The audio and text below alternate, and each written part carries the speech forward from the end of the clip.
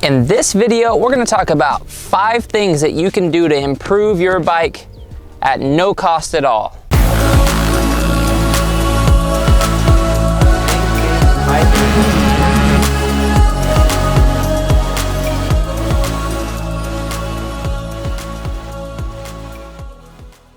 What's up guys, Tyler Livesey here. We're at beautiful Spokes Moto Park in Lockhart, Texas. By the way, make sure you give my Instagram a follow. Can you put that on the screen for them? They've been coming over and saying hey, which has been pretty cool.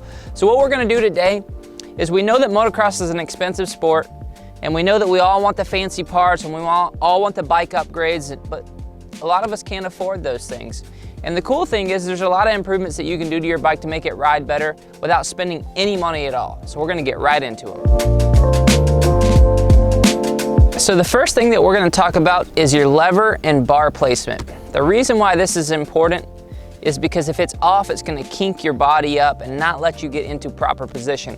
I'm sure you've heard me say a million times that proper position is the end all be all of riding, and that is the truth. But there are things that you can do to your bike to make that easier. So what I like to do with my bars is I like to put them in line with the forks. Maybe even a smidge behind the forks. The idea behind that is if they're in front of the forks, you're now pushing weight in front of the forks rather than through the forks. So if you take a big hit, your weight's gonna go in front of the forks. It's gonna make the front end feel a little shaky, right? And the same thing with your levers. If your levers are real high, this is exactly what it does with my wrist. So if I take a big hit, it's putting all the pressure into the joint of my wrist rather than into the big joints, which is my elbow and my shoulder, if it's in line with my body. Number 2 is gonna be fork height. And there is no perfect fork height. Perfect fork height is gonna be determined by how the track is. So you can come in here and you can loosen these bolts and pull the forks up and down up to 10 millimeters. And what you do if you pull the forks all the way down, meaning dropping them down in the clamp, you're making that bike longer.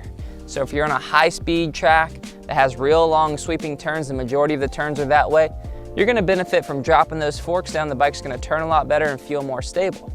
If it's an indoor track, an arena cross track, or supercross, or just something that's even more tight, you're gonna pull those forks up, and it's gonna make the bike shorter, and it's gonna make it wanna turn a little sharper. This is something that's simple that you can just adjust at the track based off of what you see the track as. The track we're at today, Spokes Motor Park, a lot of long turns. So I may even drop these forks down just to get the bike to turn a little longer and feel more stable under high speeds. All right guys, we got jerseys back in stock on our merch store at shopmxf.com. If you're wanting an MX Factory jersey with your name and number, you have to get your order in the time that we have listed on the website, so make sure you check that out. Get your order in, let's get some jerseys on you guys. They're sick! All right, number 3 is gonna be adjusting the sag of your rear shock. Okay, it seems silly and it seems like something that you shouldn't have to do, but to have the ride height of the back end in good place makes a world of difference when you're riding, especially if it's too high, right? If it's too high, it's gonna put too much weight on the front end. The front end's gonna feel like you have poor suspension up front. If it's too low, it's gonna not put enough weight on the front end. It's not gonna wanna turn. So getting that ride height in the back set up to where your rider weight is and skill level is uber important. And so how you get the sag to drop down is you unlock the little collar and you twist that to the left. So you're spinning it out. The shock is coming up.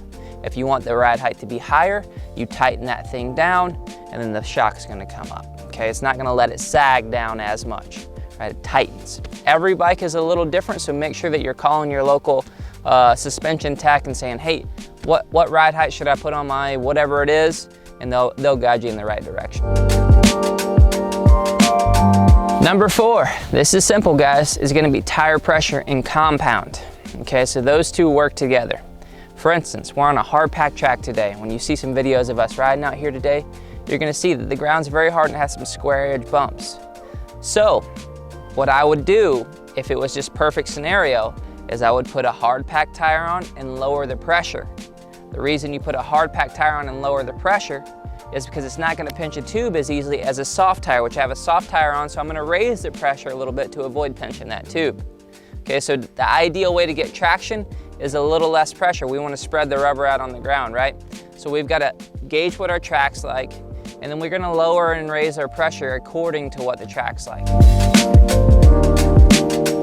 Okay, number 5. It's more of a hack than it is an improvement.